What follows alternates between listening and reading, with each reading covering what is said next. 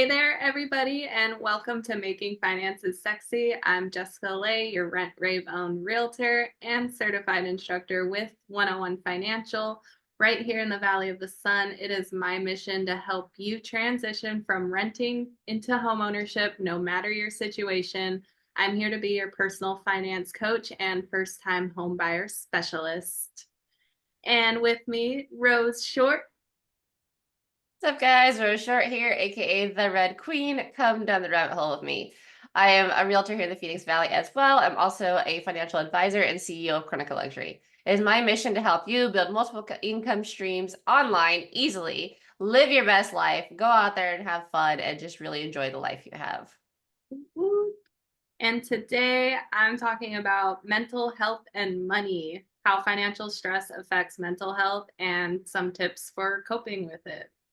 Yes, this is a big one. I'm super excited to get into it. Yeah.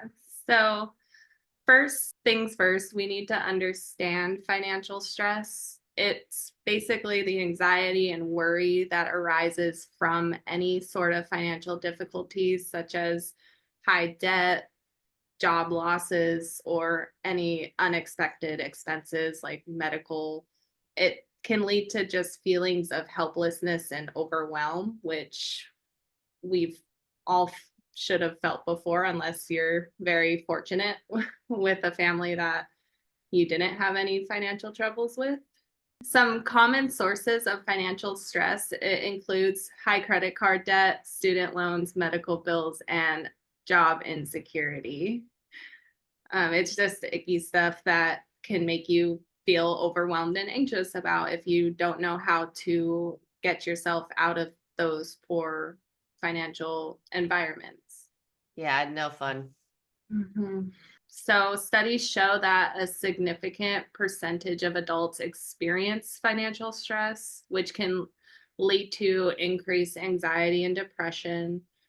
An example is a survey revealed that over 60% of individuals report financial concerns affecting their mental well being. And we know this because most divorces and things are due to money or financial strain.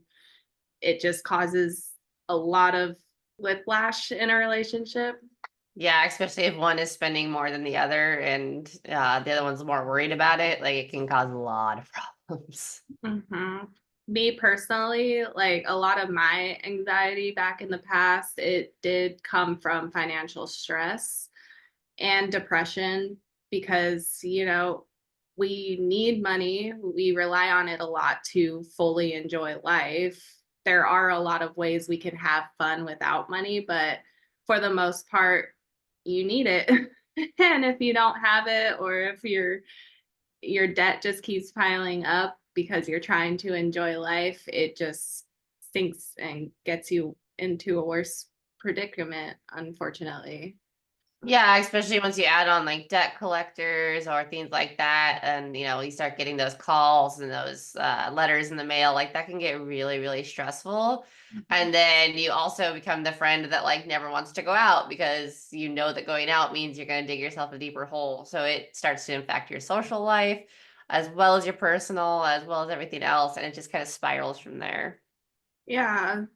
And having this constant worry about money can lead to sleepless nights and decline your overall well being. People can get some major health issues from stress. It's proven. So if we don't catch it when it's happening and figure out a way to make money less stressful, then your health declines. And it's really, really unfortunate.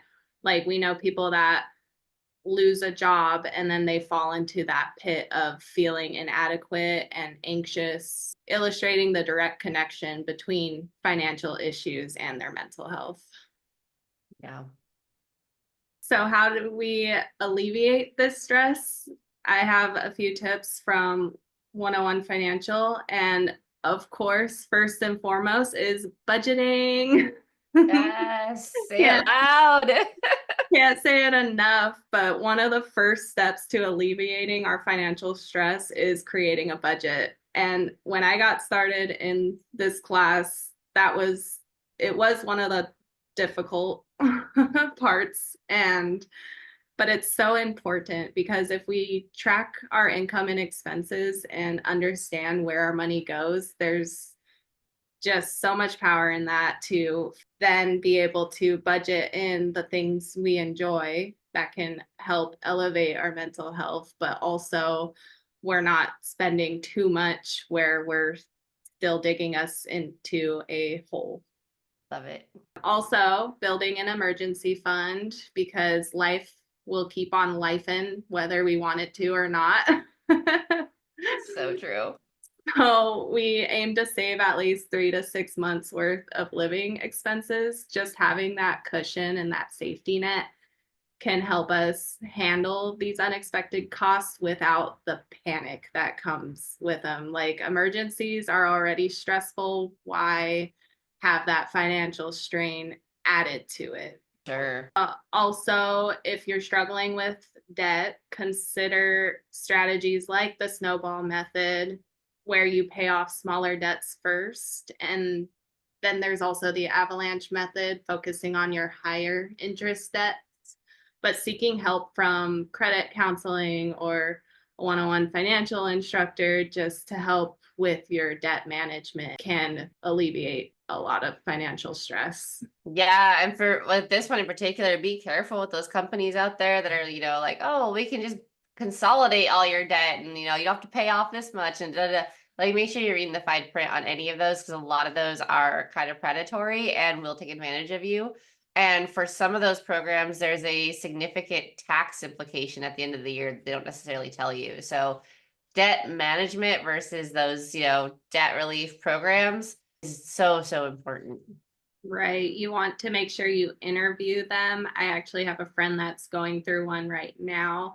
He's very happy though, but he did some extensive phone calls with these companies before making a decision. And he did contact some that were just salesy and kind of pushy and wanting him to just get started and stuff like that. But there are companies that actually care about people out there, but you just got to find them. Just like in digital marketing space, you're not going to just hop in with the first person you come in contact with. You're going to interview them and make sure that they're a good fit for you. Yes. But of course, like 101 financial, it's no risk. It's just financial education. We're not messing with your bank accounts. We're not consolidating your debt for you. We're teaching you how to manage your debt properly. Yeah. So, financial literacy, improving your financial knowledge can really empower you. Resources like books, online courses, and financial podcasts, Making Finances Sexy, just provides valuable insights to managing money effectively, which knowledge is power, and having an understanding of our money brings financial peace of mind. Yes. Love it.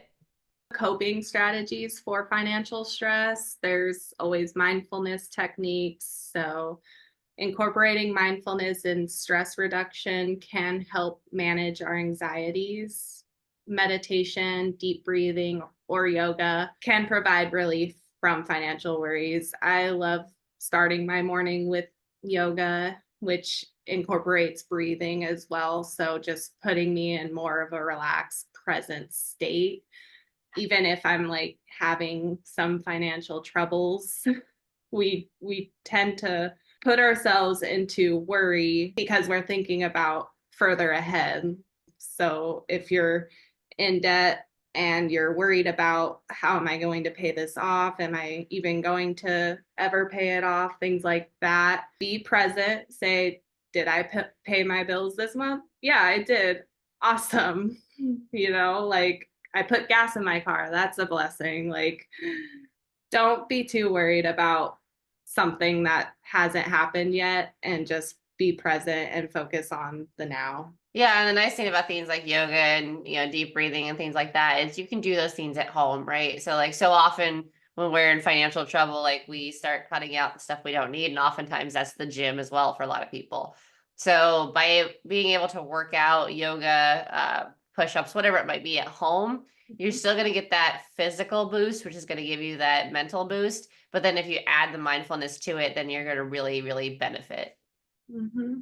Yeah, exactly. Even fasting, that can save you money on eating out and stuff. Like I utilize fasting a lot, and it also gets you closer to yourself and um, that calmness, in my opinion.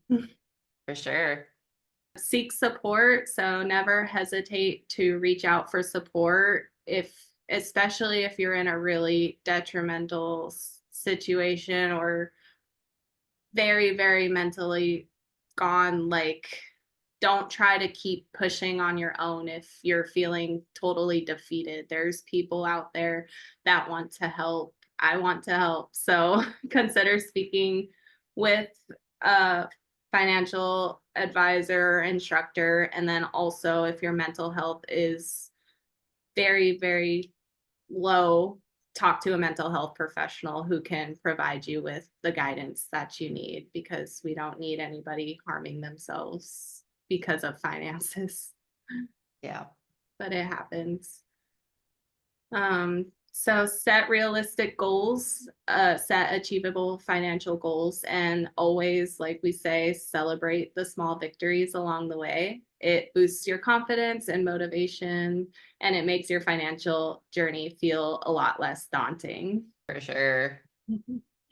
So this is a nice, short, and sweet one. I just wanted to emphasize the importance of financial literacy, especially on our mental health, because we've been there. It can be an ugly place to be if we're not taking care of it or figuring out ways to get out of challenging financial situations. So just remember, it's essential to take proactive steps to improve your financial situation and your mental well-being. Take it one step at a time, and don't be afraid to seek help when needed. You're never alone in this journey. Thank you guys for tuning in. I appreciate your support, and I hope you found this episode helpful. Please subscribe and share it with anyone who might benefit from this conversation. And next week, Rose is going to talk about faceless YouTube channels. Yes. YouTube is so lucrative, and faceless is such a great way to do it if it's done right. Oh, yeah. Woot.